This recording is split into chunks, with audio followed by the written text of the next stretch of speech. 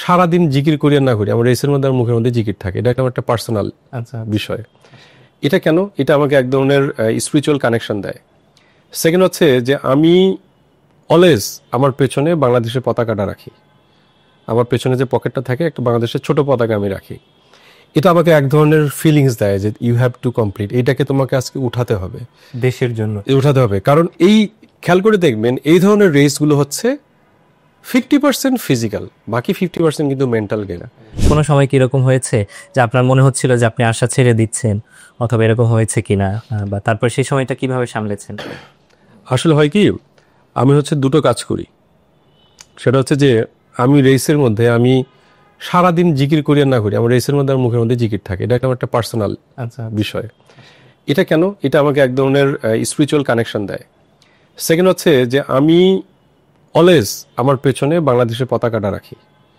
আমার পেছনে যে পকেটটা থাকে একটা বাংলাদেশের ছোট পতাকা আমি রাখি।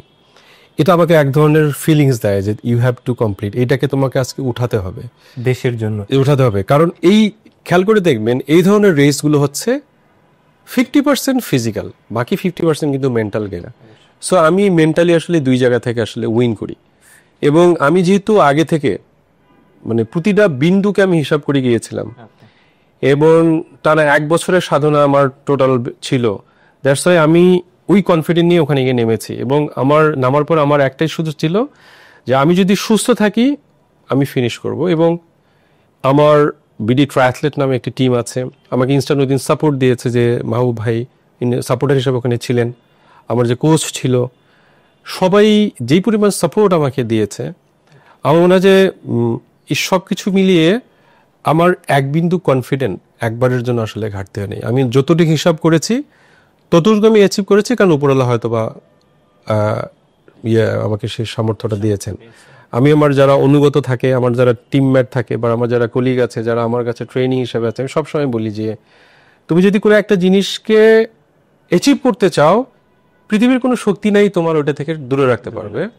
কিন্তু যদি তুমি অ্যাচিভ করতে না পারো, তাহলে ধরে নেবা যে তোমার চাওয়ার মধ্যে সামান্যতম হলে দুর্বলতা ছিল। যদি চাওয়াটা তীব্র হয়, you will fail never ever. আর আমি সবসময় স্ট্যাটাসও আমি দিয়েছিলাম এরকম, যে আমি কখনো ব্যর্থ হই না, মাঝে মধ্যে আমার সফলতাটা আসতে একটু দেরি হয়। সো আমি কনফিডেন্ট ছিলাম যে আমার এবার দেরি হয়ে গেছে, আমি অর্জন করতে চাই। আলহামদুলিল্লাহ আমার আসলে ওই পরিমাণ প্রবলেমটা ক্রিয়েট হয় নাই যে আমি ফিল করবো। বাট আতঙ্ক পুরোটা সেকেন্ড ছিল, কারণ সাইকেল একবার লিক হলেই শেষ। একসময় অনেকে পড়ে আছে অ্যাক্সিডেন্ট করে, অনেকে হসপিটালাইজ হচ্ছে, অনেকের জন্য অ্যাম্বুলেন্স আসতেছে, অনেকে টায়ার ফেটে গেছে। সাইকেল চেঞ্জ করার সুযোগ না, আপনার সাইকেল আপনাকে ঠিক করতে হবে। পেছনে পড়ে গেলেন, পেছনে পড়ে আমি তো রিপেয়ার ঠিক করার জন্য আমি ওয়েল ট্রেন আপ, আমার কাছে সব জিনিসপত্র আমার ছিল, কিন্তু সময় তো আমার হাতে নাই, সময় দেন। আর এই ইউরোপিয়ান চ্যাম্পিয়নশিপে কাট অফ টাইম আরো কম থাকে। সারা ওয়ার্ল্ডে 17 ঘন্টা, এখানে 15.5 ঘন্টা। আচ্ছা, আরেকটা জিনিস একটু জানতে চাই যে এবার সাঁতারে আপনার চশমা ঠিক ছিল? এবার সাঁতারের চশমা ঠিক ছিল বলতে আমি এবার 6টা চশমা নিয়ে গেছি। আবার 2টা চশমা সাঁতারে ছিল, 2টা চশমা সাইকেলে ছিল, 2টা চশমা রানিং এ ছিল, যাতে যেন আমার এটা প্রবলেম ক্রিয়েট না করে।